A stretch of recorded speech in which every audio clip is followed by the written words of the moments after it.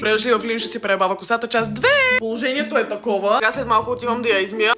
Тоест да се измия цялата, защото виждаме ли едно и също нещо? Да, в момента ми изглежда много по-тъмно, отколкото трябваше да се получи. Дано да се оправи с измиването. Също така трябва да си пребоядисам екстеншените, така че след 5 минути отивам да се измия косата и след това отиваме да правим екстеншени. Окей, бести? Yes. Също така да ви напомня, че в това видео ще ви кажа нещо много важно, което ще се случи тази събота в 10 сутринта, така че останете до края, за да разберете какво ще е то.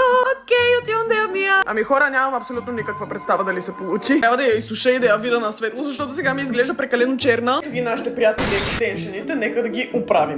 Няма проблем, мама ще ти спаси живота. И сега пръскаме. Айде! Опа! Айде! Готови са, сега ги оставяме за 15 минути. Екстеншените са ни готови. Ще ги слагаме да спинкат, за да са готови утре за снимките, т.е. днес за снимките, защото е 1 часа. Като те спинкат, искам така спокойно да ви обявя какво ще се случи в събота.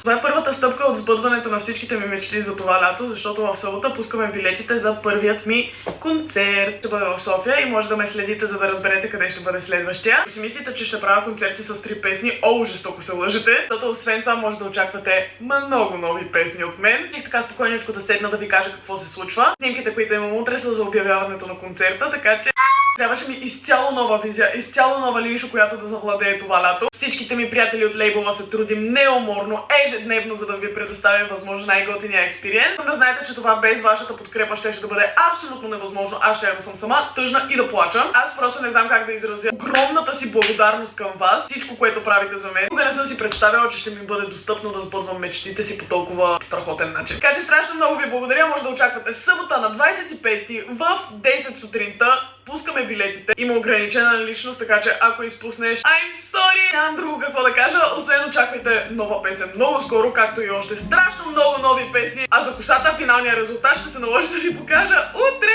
I'm sorry! Сега и да искам на тази светлина, просто нищо не се вижда, тя изглежда черна. Следвайте, за да не изпуснете нищо от мен това лято, защото ще бъде скандално! Много се развиках и си събудих екстеншените. Нанай, мамо, нанай. Ами да, последвайте за част 3 и бай!